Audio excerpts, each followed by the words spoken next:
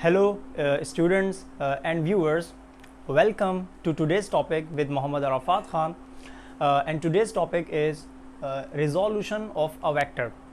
अच्छा, इस टॉपिक को समझाने के लिए, इसका कॉन्सेप्ट आपको बताने के लिए मैं एक काम ही करता हूँ, आपको एक एग्जाम्पल से स्टार्ट करता हूँ. लेट सपोज मेरे पास एक बॉडी है, और से सुनिएगा एग्जाम्पल को. एक बॉडी है मेरे पास, और इस बॉडी के ऊपर दो परपेंडिकुलर फोर्सेस एक्ट कर रही हैं. सही है, ये दो फोर्सेस आ गई. अच्छा, दोनों के मैग्नीट्यूड्स बिल्कुल सेम है. मैं कह देता हूँ इस फोर्स को ये F1 है, और मैं कह देता हूँ ये वाली फोर्स जो है वो F2 है. Now there are two forces acting on the same body, और ये दो फोर्सेस जो हैं ये आपस में परपेंडिकुलर हैं. परपेंडिकुलर का मतलब इन दोनों के बीच में एंगल बन रहा है 90 डिग्रीज. अगर ये सेम फोर्सेस हैं, मतलब इस बॉडी को यूं खींचा जा रहा है 10 न्यूटन फोर्स के साथ, मैं लिख देता हूं यहाँ पर, लेट सपोज ये 10 न्यूटन फोर्स है, और अगर यहाँ भी खींचा जा रहा है और वो फोर्स भी 10 न्यूटन की है, तो सवाल पैदा ये होता है क्या ये बॉडी F1 की डायरेक्शन में जाएगी या ये F2 की डायरेक्शन में जाएगी. हालांकि फोर्सेस तो सेम है. तो इसका जवाब ये है कि ये बॉडी ना तो F1 की डायरेक्शन में जाएगी, ना ये बॉडी F2 की डायरेक्शन में जाएगी, बल्कि ये इन दोनों फोर्सेस के रिजल्टेंट यानी कि बिल्कुल मिडिल में रिजल्टेंट फोर्स की डायरेक्शन में जाएगी. और वो रिजल्टेंट फोर्स कुछ इस तरीके से होगी, ये. और इस रिजल्टेंट फोर्स को हम डिनोट कर देंगे किससे? F से डिनोट कर देंगे. नाउ अब आपके सामने यहाँ पर तीन फोर्सेज आ गई. सबसे पहले इस बॉडी के ऊपर लग रही थी दो फोर्सेस, और वो दो फोर्सेस कौन सी हैं? F1 F2. और हमने पूछा कि बताओ ये जो बॉडी है ये कौन सी वाली फोर्स की डायरेक्शन में जाएगी. तो जवाब आया कि ये जो फोर्स है, ये जो बॉडी है, ये जाएगी इनके रिजल्टेंट फोर्स की डायरेक्शन में. अच्छा, बात करते हैं इस रिजल्टेंट फोर्स की. देखो, ये जो रिजल्टेंट फोर्स है, ये रिजल्टेंट फोर्स कोई अकेली फोर्स नहीं है. ये रिजल्टेंट फोर्स जो है बेसिकली रिजल्ट है, नतीजा है इन दो फोर्सेस का. अगर ये F1 और F2 ना होते तो ये F भी ना होता. F1 F2 है तो ये F है. समझ आई बात? तो मैं कहूँगा कि ये जो F1 F2 हैं ये इस रिजल्टेंट फोर्स के कंपोनेंट्स हैं. ये जो F1 F2 हैं ये इस रिजल्टेंट फोर्स के पार्ट्स हैं, हिस्से हैं. कंपोनेंट्स से याद आया, आज का जो हमारा टॉपिक है उसके अंदर हम डिटेल में इन कंपोनेंट्स को ही डिस्कस करने जा रहे हैं. यानी कि अब मैं जाता हूं अपने कॉन्सेप्ट की तरफ, अपने टॉपिक की तरफ. हमारे पास कोई भी वेक्टर क्यों ना हो, हर वेक्टर कभी भी अकेला एग्जिस्ट नहीं करता, वो एग्जिस्ट करता है अपनी कंपोनेंट्स की फॉर्म के अंदर. जैसे मैं कहूंगा ये फोर्स अकेली एग्जिस्ट नहीं कर रही, ये एग्जिस्ट कर रही है अपने कंपोनेंट्स के साथ. समझ रहे बात? तो इसी तरीके से कोई भी वेक्टर हो, हर वेक्टर के कंपोनेंट्स लाजमी होते हैं. अभी कैसे बनते हैं, कहाँ से आते हैं, हमें कैसे पता चलेगा कहाँ पर हैं, कितने हैं, ये चीज़ हम डिस्कस करने जा रहे हैं. ठीक है, डेफिनेशन लिखी हुई है हमेशा की तरह, बाद में बताऊंगा. पहले हम डिस्कस करते हैं एग्जाम्पल को, पहले हम डिस्कस करते हैं डायग्राम को. भाई डायग्राम में हमारे पास एक कोऑर्डिनेट सिस्टम मौजूद है, और कोऑर्डिनेट सिस्टम मैंने बनाया है टू डायमेंशनल. टू डायमेंशनल का मतलब एक एक्स एक्सिस और एक वाई एक्सिस. ठीक है, इस टू डायमेंशनल कोऑर्डिनेट सिस्टम में हमारे पास एक वेक्टर एग्जिस्ट कर रहा है, और उस वेक्टर को मैंने ए का नाम दे दिया. आपकी मर्जी आप बी कह दें, आपकी मर्जी आप एफ कह दें, आपकी मर्जी आप सी कह दें.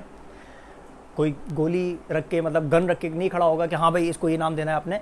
आपकी मर्जी है, आप इसको कोई भी नाम दे सकते हैं. ठीक है, तो मैंने यहाँ पर इसको ए का नाम दे दिया वेक्टर को. ओके, ये वेक्टर एंगल बना रहा है, थीटा बना रहा है, और ये थीटा किसके साथ बना रहा है? इस एक्स एक्सिस के साथ थीटा बना रहा है. अब गौर से सुनिएगा, गौर से ये सुनने की मतलब बात है वो ये सोच लेना, समझ लेना. मतलब सपोज कर लो कि जो एक्स है ये बाकायदा सरफेस, जैसे मैं ज़मीन पर खड़ा हुआ हूँ तो ये कौन सा एक्सिस पर है? ये एक्स एक्सिस पर है. मतलब जैसे कि अगर मैं ज़मीन पर, ये फ्लोर पर यूँ चल रहा हूँ, इसका मतलब मैं कौन सा एक्सिस पर चल रहा हूँ? एक्स एक्सिस के ऊपर. तो इमेजिन कर लेना ये एक्स सिर्फ एक लाइन नहीं है, बल्कि ये पूरी सरफेस है. क्लियर है? वाई एक लाइन नहीं है, ये मेरे सामने एक दीवार है. आपको नहीं दिख रही होगी, मुझे दिख रही है. मेरे सामने एक वॉल है, एक दीवार है. ये कौन सा एक्सिस पर है? ये वाई एक्सिस के ऊपर मौजूद है. ठीक है, तो इसको भी इमेजिन कर लेना कि ये कोई सिर्फ एक लाइन नहीं है, बल्कि ये एक वॉल है, ये एक पूरी सरफेस आ गई. तो दो सरफेसेस हैं, एक एक्स एक्सिस और एक वाई एक्सिस. ये रही एक्स और ये रही ये वाई एक्सिस आ गई. ठीक है, अब मैं आपसे एक क्वेश्चन करता हूँ. लेट सपोज मेरे पास एक मार्कर है, एक ऑब्जेक्ट है. मैं एक टॉर्च लाइट लेता हूँ और इस टॉर्च लाइट को ऊपर से ऑन करता हूँ. ठीक है, और शाइन करता हूँ, वो लाइट इसके ऊपर पड़ेगी, और जब इसके ऊपर पड़ेगी तो मैं कहूँगा इस मार्कर का प्रोजेक्शन, इस मार्कर का साया बनेगा नीचे सरफेस के ऊपर. अगर मैं ऊपर से शाइन कर रहा हूँ तो इसका साया कहाँ बनेगा? नीचे. और अगर मैं इस ऑब्जेक्ट पर यहाँ से लाइट ऑन करूँ, मतलब टॉर्च में यहाँ से लेके पकड़ के खड़ा हूँ, तो इस मार्कर का साया बनेगा सामने. ठीक है, ये था x और वो है y। तो अगर मैं लाइट को शाइन करूंगा ऊपर से तो इसका प्रोजेक्शन x पर, और अगर मैं लाइट को शाइन करूंगा यहां से तो इसका प्रोजेक्शन y के ऊपर। तो एक काम ही करते हैं, इसको मतलब बना के मैं आपको दिखाता हूँ। लेट्स सपोज सबसे पहले हमने क्या किया, जो लाइट की पोजीशन है वो ऊपर रखी, पहली वाली एग्जांपल, मतलब लाइट ऊपर है तो इसका जो शैडो बनेगा कहाँ बनेगा, नीचे। तो शैडो बनाने की कोशिश करते हैं। ये देखें, ये इसका प्रोजेक्शन प्रोजेक्शन प्रोजेक्शन प्रोजेक्शन, ये बन जाएगा इसका शैडो। ये रहा, ये मैं ब्लैक से बना रहा हूँ, ये आ गया इसका शैडो। ये ए वेक्टर और ये ए वेक्टर का शैडो, और ये कौन सा एक्सिस पर बना, एक्स पर बना। तो क्योंकि ये ए का शैडो है तो मैं इसको भी ए ही कहूंगा, ए का है ना तो इसको भी ए ही कहेंगे। भाई मार्कर का शैडो बन रहा है तो कहलाएगा तो मार्कर का शैडो, तो मैं कहूंगा मार्कर ही बन रहा है नीचे। इसी तरीके से अब आप इस फ्लैश लाइट की या जो भी लाइट है आपके पास, इसकी पोजीशन चेंज करें। इस बार मैंने लाइट यहाँ से शाइन करी, लेट सपोज यहाँ से आपने लाइट इसके ऊपर फॉल करवाई, तो इस बार इस वेक्टर का जो शैडो बनेगा, जो प्रोजेक्शन बनेगा वो सामने बनेगा। तो सामने बना देते हैं। भाई ये प्रोजेक्शन जो बन रही है ये इस बार सामने बन रही है। बनाऊँ, ये देखें ये आ गया, और इसको भी मैं ए कहूँगा। क्यों, क्योंकि है तो शैडो, और ये किसका शैडो है, ए का शैडो है, ए की प्रोजेक्शन है। अब आपको इस ए वेक्टर के दो प्रोजेक्शंस नज़र आ रहे हैं। एक प्रोजेक्शन आपको एक्स पर नज़र आ रहा है और एक प्रोजेक्शन आपको वाई एक्सिस पर नज़र आ रहा है, ठीक है। अच्छा, दोनों को आपने ए से बता दिया। अब थोड़ा सा मतलब कंफ्यूजिंग कंडीशन आ जाएगी, वो ये कि ये आपने दोनों को ए का नाम दे दिया, इन दोनों में डिफरेंस क्या होना चाहिए। तो एक बात ही रखिएगा याद कि मैं इस ए के साथ छोटा सा एक्स बना दूंगा और इस ए के साथ छोटा सा वाई बना दूंगा। डिफरेंशिएट करने के लिए वो ये कि जिसके साथ एक्स बना होता है इसका मतलब ये वाला शैडो जो है ये एक्स एक्सिस पर है, और जिसके साथ वाई बना होगा इसका मतलब ये वाला शैडो वाई एक्सिस के ऊपर आ गया। यहाँ तक बात क्लियर हो गई।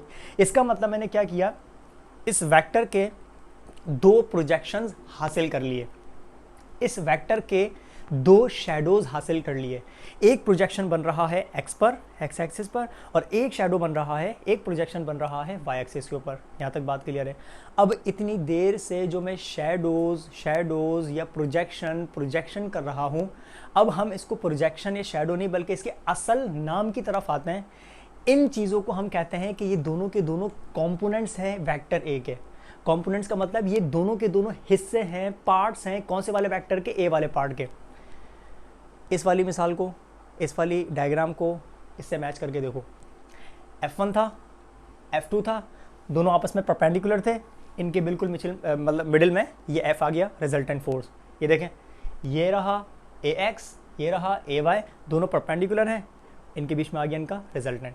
यानी कि मैं कहूँगा ये जो वेक्टर ए है ये अकेला एग्जिस्ट नहीं कर रहा बल्कि ये अपने कंपोनेंट्स के साथ एग्जिस्ट कर रहा है।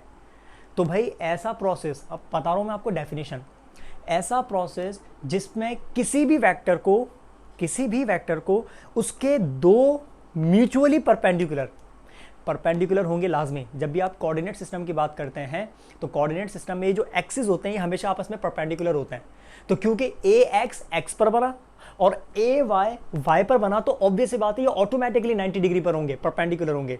तो ऐसा प्रोसेस जिसमें आप किसी भी वेक्टर को उसके दो कंपोनेंट्स यानी कि एक एक्स पर और एक वाई पर दो कंपोनेंट्स में स्प्लिट कर दें, तोड़ दें, ऐसे प्रोसेस को हम कहते हैं resolution of a vector.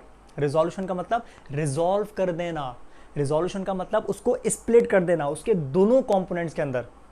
Definition को रीड करें, a process of splitting of a vector into its two mutually perpendicular components. ये दोनों कंपोनेंट्स क्या होंगे, परपेंडिकुलर होंगे हमेशा। वन अलॉन्ग एक्स एक्सिस, पहला वाला एक्स एक्सिस पर होगा, and the other along Y axis is called resolution of a vector. तो ऐसे प्रोसेस को हम बोलते हैं resolution of a vector. Okay, ये रहा एक्स कंपोनेंट किसका, ए का, ये रहा y कंपोनेंट किसका, a का। अगर वेक्टर a है तो ax और ay, अगर वेक्टर b होता तो bx एंड by, अगर वेक्टर f होता तो fx एंड fy। बहुत आसान सी बात है, जो वेक्टर का नाम होगा उसके कंपोनेंट्स का भी वही नाम हो जाएगा। तो मैं कहूँगा ax is the x component of vector a and ay is the y component of vector a। यहाँ तक बात क्लियर है। अब हमें करनी है डेरिवेशन किसकी, एक हम फॉर्मूला ड्राइव करेंगे x कंपोनेंट का और एक हम फॉर्मूला ड्राइव करेंगे y कंपोनेंट का। ٹھیک ہے, تو سب سے پہلے ہم ڈیریویشن کرتے ہیں کس والے کی, ایکس کمپوننٹ کی. ایسا کرنے کے لیے میں ایک ٹاپک کو یوز کروں گا, وہ ٹاپک ہم نے اس سے پہلے والی ویڈیو میں پڑھا تھا, تو اگر آپ نے بیسیکلی وہ ٹاپک سمجھنا ہے تو ویڈیو کائنڈلی دیکھ لینا جا کے, تاکہ آپ کو وہ کلیئر ہو جائے کہ ہم نے اس میں ڈیٹیل میں کیا پڑھا تھا. اوکے, ٹاپک تھا ٹائپس آف ویکٹر, اور ہم نے 8 ٹائپس پڑھی تھی, اور ان 8 ٹائپس میں سے ایک ٹائپ تھی جس کو ہم نے کہا تھا فری ویکٹر, یا جس کو ہم نے کہا تھا پیرلل شفٹ آف ویکٹر. ایک ایسا ویکٹر جس کو آپ اس کے اپنے پیرلل شفٹ کر دیں, ڈسپلیس کر دیں, ایسے ویکٹر کو ہم کہتے ہیں فری ویکٹر. ہم ایسا اپلائی کرنے جا رہے ہیں آج کی ڈائیگرام میں. یہ دیکھو آپ کے سامنے ایک وائی کمپوننٹ یعنی کہ جو یہ ویکٹر ہے اے وائی, کیا میں اس اے وائی کو اس کے بالکل پیرلل یہاں پر ڈسپلیس نہیں کر سکتا؟ کیا بالکل کر سکتے ہیں. تو میں یہاں پر فری ویکٹر کی یعنی کہ پیرلل شفٹ آف ویکٹر کی بیسیکلی اپلیکیشن یہاں پر یوز کرنے جا رہا ہوں. اوکے, میں کہہ دوں گا کہ اگر یہ اے وائی تو اس کے بالکل پیرلل یہاں پر یہ بھی کیا ہوگا, اے وائی. تو لیٹس ڈرا اٹ, یہ آ گیا اے وائی. تو میں کہوں گا یہ میں نے بنا دیا اے وائی, اس کے بالکل پیرلل, اس کے بالکل سامنے. اس کو ہم نے کیا کہا بھائی, دوبارہ بتا رہا ہوں, parallel shift of a vector. کیوں کیا ایسا؟ خواہ نہیں کیا ہم نے ایسا, ایک مقصد تھا, اس کو اچیو کرنا تھا, اور وہ مقصد یہ تھا. اب آپ چیک کریں, آپ کو ڈائیگرام کے اندر ایک رائٹ اینگل ٹرائنگل نظر آ رہا ہوگا. جی بالکل, ہمیں ایک ٹرائنگل بنانا تھا. یہ دیکھو, یہ رہا ٹرائنگل, یہ رہا ٹرائنگل, ہے نا. ہم نے ایک ٹرائنگل بنانا تھا, فارم کرنا تھا, اور ایسا کرنے کے لیے ہم نے کیا کیا, اس اے وائی والے کو ہم نے اس کے بالکل پیرلل شفٹ کر دیا. ٹھیک ہے, چلو بھائی, ہمیں ایک رائٹ اینگل ٹرائنگل مل گیا. رائٹ اینگل ٹرائنگل سے ایک بات یاد آئی, 3 سائڈس اینڈ 3 فنکشنز. 3 سائڈس کون کون سی ہوتی ہے؟ ایک ہوتی ہے بیس, ایک ہوتی ہے پرپینڈیکولر, اور ایک ہوتی ہے ہائپوٹینیوس. ٹھیک ہے, تو یہ والا جو ہوتا ہے یہ آپ کو پتا ہونا چاہیے, اس کو ہم بولتے ہیں بیس. غور سے دیکھتے رہیے گا, یہ میں لکھ رہا ہوں یہاں پر بی فار بیس. تو یہ والا جو ہے یہ بیس ہے, یعنی کہ میں کس کو کہہ رہا ہوں, بیس, اے ایکس والے کو. اور یہ والا میں یہاں پر ایکول کا بھی سائن لگا دیتا ہوں, بیس کون ہے, اے ایکس. اوکے, یہ والا کون کہلاتا ہے, یہ پرپینڈیکولر کہلاتا ہے. پرپینڈیکولر کا مطلب یہ بیسیکلی کیا اینگل بنا رہا ہے, 90 ڈگری. اوکے, یہ جو اے وائی ہے ہمارا, یہ پی ہے, پی فار پرپینڈیکولر. اور یہ جو ویکٹر تھا جس کو آپ نے توڑا, جس کو آپ نے ریزالو کیا, یہ ویکٹر ہمارا کہلائے گا ہائپوٹینیوس. تو میں کہوں گا یہ جو ویکٹر ہے یہ بیسیکلی کون ہے, یہ والی جو سائڈ ہے یہ کون ہے, ہائپوٹینیوس. ہائپوٹینیوس کون ہے, ویکٹر اے.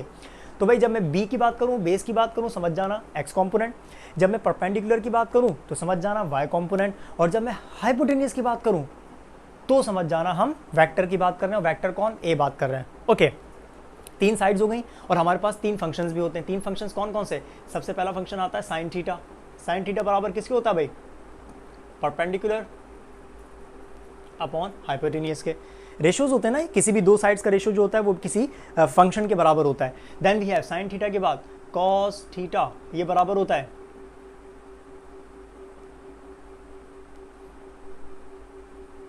بیس اپون ہائپوٹینیوس کے. اور لاسٹ میں ہمارے پاس آتا ہے tangent theta, ten theta, perpendicular upon بیس. یہ 3 فنکشنز تو 3 سائڈس کے ساتھ ساتھ. ٹھیک ہے, تو کسی بھی 2 سائڈس کا جو ریشو آتا ہے وہ ہمیشہ کسی فنکشن کے برابر آتا ہے. یہ کانسٹنٹ ہے, ان کو یاد رکھ لیے گا. اب سوال پیدا یہ ہوتا ہے کہ میں یہاں پر جو ہے ڈیریویشن کا جو اسٹارٹ لینے جا رہا ہوں وہ ان 3 فنکشنز میں سے کوئی ایک فنکشن مجھے یہاں پر یوز کرنا ہے. میری مرضی کے اوپر نہیں چلے گی کہانی. ایسا نہیں ہے کہ میرا دل کیا کہہ رہا ہے, میرا دماغ کیا کہہ رہا ہے, یا مجھے یہ برا لگ رہا ہے یا اچھا لگ رہا ہے. بھائی مجھے اچھا لگ رہا ہے یہ والا فارمولا, تو چلو اس والے فارمولے سے اسٹارٹ کرتے ہیں. نہیں, ہمارے دل کی کہانی نہیں یہاں پر چل رہی ہے نا. یہاں پر بات چل رہی ہے فزکس کی, یہاں پر بات چل رہی ہے میتھمیٹکس کی. کانسیپچول ڈسکشن کر رہے ہوتے ہیں ہم لوگ. ٹھیک ہے, ہر بات کا ریزن ہوتا ہے کہ یہ والا کانسیپٹ یوز کیا تو کیوں کیا. اب میں آپ کو بتاتا ہوں, میں ایک کام ہی کرتا ہوں, میں آپ کو ڈائریکٹلی نہیں بتا رہا کہ یہاں پر میں ان 3 میں سے کون سا والا یوز کرنے جا رہا ہوں, بلکہ آپ کے سامنے ایک کنڈیشن رکھتا ہوں, آپ کے ذہنوں میں خود ہی جواب آ جائے گا کہ ہاں ہم ان تینوں میں سے کون سا والا یہاں پر یوز کرنے جا رہے ہیں. دیکھو بھائی, مجھے کس کی ڈیریویشن کرنی ہے, اے ایکس کی. سنتے رہنا, یہ رہا اے ایکس. اے ایکس کون ہے, بیس. اس کا مطلب بیس کا ذکر آ گیا, ذہن میں رکھنا بیس کا ذکر ہو رہا ہے. دین ہم نے اے ایکس اور اے وائی کیسے حاصل کیے, کس سے حاصل کیے, وہ تھا ویکٹر اے. اور وہ ویکٹر کون ہے, یہ رہا ہائپوٹینیوس. کس کا ذکر ہو رہا ہے, ہائپوٹینیوس کا ذکر ہو رہا ہے. اس کا مطلب ابھی تک 2 چیزوں کا ذکر ہوا. کس کا, ایک تو بیس کا جس کا فارمولا ہم ڈرائیو کر رہے ہیں, اور دوسرا یہ بیس ملی کہاں سے تھی, یہ ملی تھی اس سے, اے سے, اور وہ کون ہے, ہائپوٹینیوس. ہاں بھائی, ہمیں ایسا فنکشن یوز کرنا ہے جس میں ان 2 سائڈس کا ذکر ہو رہا ہو, یعنی کہ بیس کا اور ہائپوٹینیوس کا. जवाब मिला? Yes, and that function is cos theta. समझ आई बात? तो अपने दिल के ऊपर नहीं जा रहे, ऐसा नहीं है सर अरफात ने कहा है तो या मतलब ये अच्छा लग रहा है फॉर्मूला मैंने यहाँ पर यूज़ कर लिया। नो, सर अरफात की नहीं चलेगी यहाँ पर, आपकी नहीं चलेगी यहाँ पर चलेगी मैथमेटिक्स की, यहाँ पर चलेगी फिजिक्स की, यहाँ पर चलेगी कॉन्सेप्ट्स की। ठीक है ना? तो मैं यहाँ पर यूज़ करता हूँ कौन सा फंक्शन? Cos theta. क्यों? क्योंकि मुझे बेस और हाइपोटेन्यूज का यहाँ पर जिक्र होता हुआ नजर आ रहा है। Okay, let's use it. Cos theta is equal to base divided by hypotenuse. Okay, clear है? चलें एक काम भी करते हैं, इनकी वैल्यूज पुट करते हैं। वैल्यूज कौन सी पुट करेंगे? Cos theta is equal to, हाँ भाई बेस कौन है? ये रहा बी, बेस की जगह क्या पुट कर दूं मैं? ए एक्स पुट कर देता हूँ, ये आ जाएगा ऊपर ए एक्स। हाँ भाई हाइपोटेन्यूज कौन है? ये रहा हाइपोटेन्यूज, और ये कौन था? वेक्टर ए, तो नीचे आ जाएगा वेक्टर ए। फॉर्मूला किसका ड्राइव कर रहा हो? ए एक्स का। ये ए नीचे डिवाइड कर रहा है, वहां जाके इसके साथ जाके मल्टीप्लाई करेगा, तो ए एक्स का फॉर्मूला मिलेगा आपको। क्या मिलेगा? ए एक्स इज इक्वल टू, ये ए आ जाएगा किसके साथ? ए कॉस थीटा के साथ, A cos theta. This becomes the formula to calculate the X component. तो अगर आपने किसी भी वेक्टर का एक्स कॉम्पोनेंट कैलकुलेट करना हो तो उस वेक्टर को कॉस फंक्शन के साथ मल्टीप्लाई कर दिएगा, कॉस थीटा के साथ मल्टीप्लाई कर दिएगा। तो अगर वेक्टर का नाम ए था तो A X is equal to A cos theta. अगर वेक्टर का नाम एफ होता तो F X is equal to F cos theta. अगर वेक्टर का नाम बी होता तो B X is equal to B cos theta. Name change करोगे तो जाहिर सी बात है, नेम चेंज करोगे तो उसका अल्फ़ाबेट भी चेंज कर देना, कोई फ़र्क नहीं रहेगा। लेकिन एक बात याद रखिएगा कि एक्स कंपोनेंट हमेशा कॉस थीटा की बात करेंगे हम लोग। यहाँ तक बात क्लियर है? ओके, ये तो थी डेरिवेशन ए एक्स की। अब हम डेरिवेशन करेंगे किसकी? ए वाई की। ओके भाई, मैं यहाँ पर लिख देता हूँ derivation for A Y. Derivation for A Y. Okay, ये आ गई ए वाई की डेरिवेशन। सेम कॉन्सेप्ट को यूज़ करते हैं अगेन। ए वाई की डेरिवेशन करने के लिए भी मुझे इन तीन फंक्शंस में से कोई एक फंक्शन यहाँ पर यूज़ करना है। जैसे मैं यहाँ पर कॉस थीटा यूज़ कर चुका हूँ, और कॉस थीटा सर अरफात ने अपनी मर्जी से तो यूज़ नहीं किया था ना, कंडीशन के मुताबिक यूज़ किया था, तो अभी भी सर अरफात ऐसे ही करेंगे। ओके, कैसे करते हैं? ओके, अब जिक्र हो रहा है ए वाई का। हाँ भाई, ए वाई हमारा है परपेंडिकुलर, तो इस बार जिक्र हो रहा है परपेंडिकुलर का। और ये परपेंडिकुलर आपको कब मिला था? ये ए वाई आपको कब मिला था? किससे मिला था? ये मिला था आपको ए से। तो जिक्र किसका हो रहा है? हाइपोटेनियस का। इसका मतलब इस बार दो साइड्स का जिक्र हो रहा है, और वो कौन कौन सी है? परपेंडिकुलर और hypotenuse. Have you got your answer? Yes, and the answer is sine theta. वो फंक्शन जिसमें परपेंडिकुलर और हाइपोटेनियस का जिक्र आ रहा है, that function is sine theta. तो let's use sine function, the formula of sine theta, and the formula is sine theta is equal to perpendicular divided by hypotenuse. Okay, ये वाला फंक्शन आपने यहाँ पर यूज कर लिया। वैल्यूज पुट करें? Okay, values put करते हैं। बताएं परपेंडिकुलर कौन है हमारा यहाँ पर? ए वाई, तो इसकी जगह अब आ जाएगा ए वाई। हाँ भाई सोचें, हाइपोटेनियस कौन है हमारा यहाँ पर? वो वेक्टर ए, तो इसकी जगह ए आ जाएगा। सेम स्टेप आ गया। ये ए डिवाइड कर रहा था, वहाँ जाके मल्टीप्लाई करेगा, डिवाइड कर रहा है, वहाँ जाके मल्टीप्लाई करेगा। इस बार फॉर्मूला किसका बनेगा? जी बिल्कुल, वाई कॉम्पोनेंट का फॉर्मूला बन गया, और वो क्या बनेगा? A sine theta, A sine theta. This is the formula to calculate the Y component of a vector. तो एक्स कॉम्पोनेंट के अंदर cos function and Y component के अंदर साइन फंक्शन। तो जैसे मैंने यहाँ पर नाम चेंज करके बताया था आपको, अगर वेक्टर का नाम एफ हो जाएगा तो F Y is equal to F sine theta. अगर वेक्टर का नाम बी तो B Y is equal to B sine theta. So हम लोगों ने डेरिवेशन कर ली, और ये डेरिवेशन किसकी करी? इन दोनों म्यूचुअली परपेंडिकुलर कंपोनेंट्स की कर ली।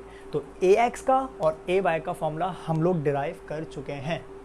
अब चलते हैं इस टॉपिक के कुछ इंपॉर्टेंट पॉइंट्स की तरफ। ओके, क्यों ना अब उन पॉइंट्स को डिस्कस किया जाए, उन इम्पॉर्टेंट पॉइंट्स को डिस्कस किया जाए जो कि अक्सर एमसीक्यूज़ में आते हैं कॉन्सेप्चुअली, और स्टूडेंट्स को और सॉल्व करने में टाइम लग जाता है अगर उनको ये पॉइंट्स पता नहीं होते तो।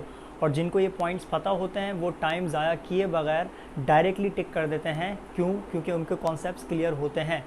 Okay, let's clear the concept about this. Okay, हमारे पास तीन कंडीशंस हैं। तीन कंडीशंस 1 2 3 ये आपके सामने लिखी हुई हैं। पहली कंडीशन के मुताबिक ये देखो, आपको वेक्टर नज़र आ रहा है, ये रहा वेक्टर, ये वेक्टर बन रहा था। देखो गौर से देखो, یہ بلیک مارکر ہے، یہ وہ ویکٹر ہے جو کہ ہم نے ریزولو کیا جس کو اے کو. یہ بلو مارکر ہے، یہ ایکس ایکسس ہے. اوکے یہ ویکٹر پہلے یوں تھا. اگر یہ یوں ہے تو میں کہوں گا کہ یہ سرٹین اینگل بنا رہا ہے نا. یہ 20 بھی ہو سکتا ہے، یہ 30 بھی ہو سکتا ہے، 40 بھی ہو سکتا ہے، یہ کچھ بھی ہو سکتا ہے. یہ اینگل ایگزسٹ کر رہا ہے. اگر یہ اے والا ویکٹر اگر یہ ایگزیکٹلی یہ مطلب یہ دیکھو یہ 40 ڈگری ہے، لیٹ سپوز 40 ڈگری ہے. اگر اس کو میں یوں کرتا جاؤں تو میں کہوں گا اینگل کم ہوتا جا رہا ہے، کم ہوتا جا رہا ہے، کم ہوتا جا رہا ہے، کم ہوتا جا رہا ہے، اور فائنلی یہ اینگل بالکل ختم. اینگل ختم تو مطلب اینگل 0 ڈگری ہو گیا. اور اگر میں یوں کہوں کہ اس ویکٹر نے 0 ڈگری بنایا، اس کا مطلب آپ بات کر رہے ہیں کہ یہ ویکٹر اس بار ایکس ایکسس پر لائے کر رہا ہے. تو اگر کبھی کوشچن میں دیکھیں لکھا ہوا ہے کہ if a vector is along x Axis, اگر ویکٹر ایکس ایکسس پر ہے، اس کا مطلب وہ بات آپ کو یہ بتانا چاہ رہا ہے کہ اینگل بن رہا ہے 0 ڈگری.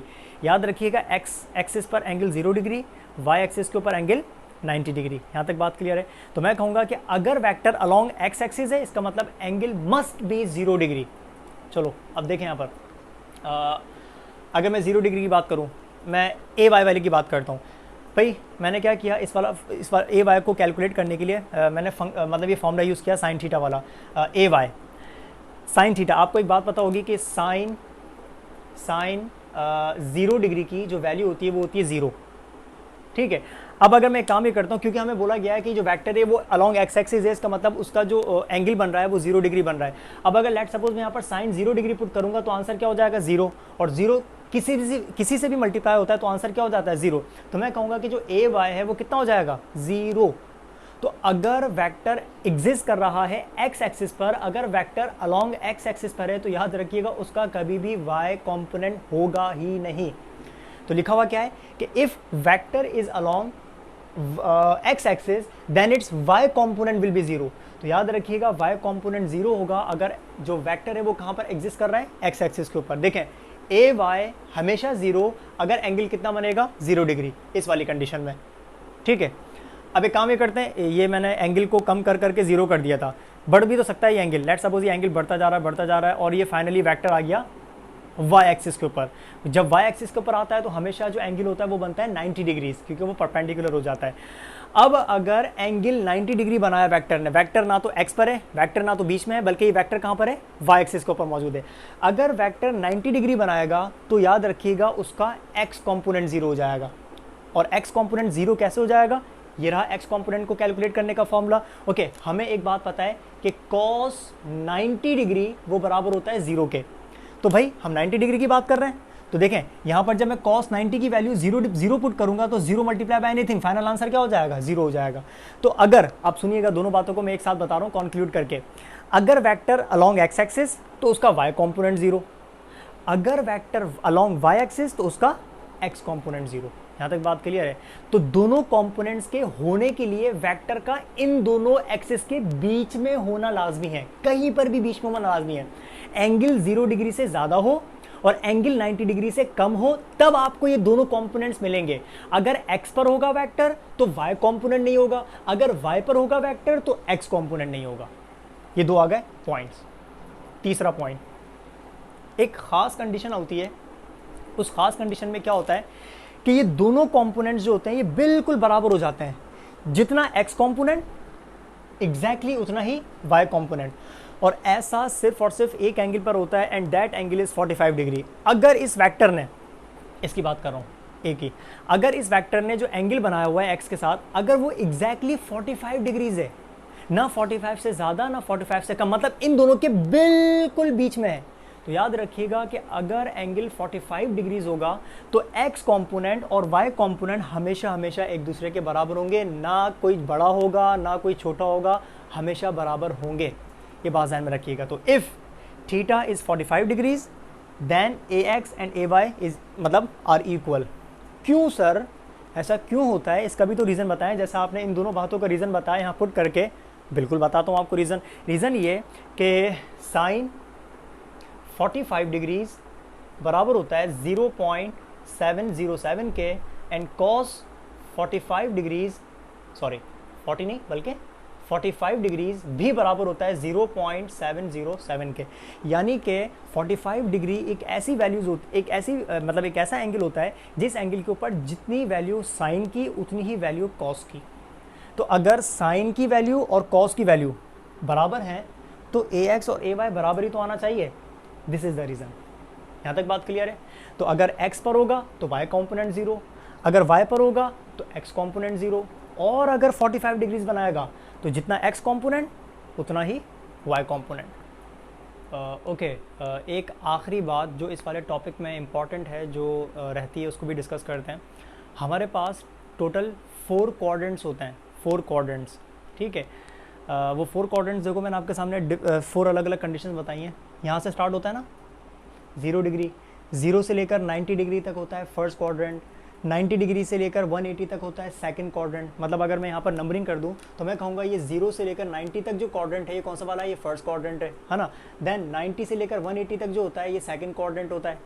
देन 180 टू 270 डिग्री ये बेसिकली होता है थर्ड क्वाड्रेंट, और 270 डिग्री से लेकर 360 डिग्री तक ये होता है हमारे पास फोर्थ क्वाड्रेंट. तो हमारे बेसिकली होते हैं 4 क्वाड्रेंट्स, और इन 4 क्वाड्रेंट्स की लिमिट्स होती है ना. फर्स्ट की एक लिमिट है, देन सेकंड की एक लिमिट है, देन थर्ड की एक लिमिट है, फिर फोर्थ की भी एक लिमिट है. अब इन क्वाड्रेंट्स को डिस्कस करते हैं, ये भी इंपॉर्टेंट है, ये रोल प्ले करते हैं रिजोल्यूशन ऑफ अ वेक्टर के सॉल्यूशंस के अंदर. सबसे पहली कंडीशन वो ये कि अगर वेक्टर एंगल बना रहा है और वो एंगल 0 डिग्री से ग्रेटर है और 90 डिग्री से लेस है, इसका मतलब वेक्टर एग्जिस्ट कर रहा है फर्स्ट क्वाड्रेंट के अंदर. तो याद रखिएगा, अगर क्वेश्चन में लिखा हो, कभी आप कोई एमसीक्यू सॉल्व कर रहे हो या कोई न्यूमेरिकल सॉल्व कर रहे हो, और अगर उसमें लिखा हुआ है कि if a vector is lying in first quadrant, तो इसका मतलब वो 0 डिग्री से ज़्यादा और 90 डिग्री से कम, यानी कि वो बेसिकली इस क्वाड्रेंट के अंदर मौजूद है, ये रहा वेक्टर. ठीक है, तो याद रखिएगा अगर फर्स्ट क्वाड्रेंट में होगा तो उसके दोनों कंपोनेंट्स हमेशा पॉजिटिव होंगे. ए एक्स भी पॉजिटिव होगा और ए वाई भी पॉजिटिव होगा. सेकंड कंडीशन में लिखा हुआ है कि अगर एंगल 90 से ग्रेटर और 180 से लेस है, ये देखें 90 से ग्रेटर और 180 से लेस है, इसका मतलब इस बार जो वेक्टर है वो एग्जिस्ट कर रहा है सेकंड क्वाड्रेंट के अंदर. और अगर सेकंड क्वाड्रेंट के अंदर होगा कोई भी वेक्टर तो याद रखिएगा उसका x कॉम्पोनेंट नेगेटिव हो जाएगा और उसका y कॉम्पोनेंट हमेशा पॉजिटिव रहेगा. ठीक है. देन थर्ड क्वाड्रेंट का मतलब होता है कि एंगल का 180 डिग्री से ज़्यादा होना और 270 से कम होना, ये रहा थर्ड क्वाड्रेंट. इसका मतलब वेक्टर एग्जिस्ट करेगा यहाँ पर, इन दोनों के बीच में कहीं पर. तो जब भी वेक्टर थर्ड क्वाड्रेंट में होगा तो इसका मतलब उसके दोनों कंपोनेंट्स इस बार नेगेटिव होंगे. दोनों कंपोनेंट्स पॉजिटिव फर्स्ट क्वाड्रेंट में, दोनों कंपोनेंट्स नेगेटिव थर्ड क्वाड्रेंट के अंदर, और लास्ट क्वाड्रेंट आता है 270 डिग्री के ज़्यादा और 360 डिग्री से कम. मींस इस बार जो आपका वेक्टर बनेगा वो एग्जिस्ट करेगा यहाँ पर, इस क्वाड्रेंट के अंदर एग्जिस्ट करेगा वेक्टर. तो 270 डिग्री से ग्रेटर और 360 डिग्री से कम. तो यहाँ पर कंडीशन आती है कि x कंपोनेंट पॉजिटिव होगा और y कंपोनेंट नेगेटिव हो जाएगा. इंपॉर्टेंट बातें थी काफ़ी ये वाली जो हमने अभी डिस्कस करी क्वाड्रेंट के हवाले से. तो याद रखिएगा अगर क्वाड्रेंट्स का जिक्र होगा तो आपने ये वाले पॉइंट्स को मिस नहीं करना है अगर आप चाहते हैं कि आपके जो आंसर्स हैं वो गलत ना हो. तो viewers, this was all about resolution of a vector. एक ऐसा प्रोसेस जिसमें आप किसी भी वेक्टर को उसके दो म्यूचुअली परपेंडिकुलर कंपोनेंट्स में रिजॉल्व करते हैं, तोड़ते हैं, एक हमेशा x पर एक हमेशा y पर. ऐसे प्रोसेस को हम कहते हैं resolution of a vector. Vector को रिजॉल्व करना, और उसके दो कंपोनेंट्स जो मिलते हैं उनके दोनों के formula a cos theta and a sin theta. और उसके बाद हमने इसके बहुत इंपॉर्टेंट पॉइंट्स जो होते हैं वो डिस्कस किया. से पहले लिखा हुआ था जो वो 3 पॉइंट्स वो डिस्कस किए, और उसके बाद हमने क्वाड्रेंट्स के हवाले से डिस्कस किया. Okay, thank you for watching. Video को लाइक करना, वीडियो पर कमेंट करना कि आपने जो सीखा, अगर उसमें एक्स्ट्रा आप कुछ समझना हो या इसके अलावा कोई आपके टॉपिक्स वगैरह हो, जो भी हो कमेंट में ज़रूर मेंशन करिएगा. और एक बात और, वीडियो को देखने के बाद अगर आपने अभी तक सब्सक्राइब ना किया हो चैनल को तो ये थोड़ा सा इनजस्टिस हो जाता है. तो डोंट फॉरगेट टू सब्सक्राइब लाजमी करिएगा. बेल आइकन होता है उसके ऊपर क्लिक कर दें अगर आप चाहते हैं कि आपको ऑटोमेटिकली आपके पास नोटिफिकेशन आ जाए, हाँ भाई सर अरफात ने एक वीडियो अपलोड कर दी है. तो काइंडली सब्सक्राइब और बेल आइकन पे मतलब क्लिक लाजमी कर दिएगा. Thank you for watching. See you in the next video.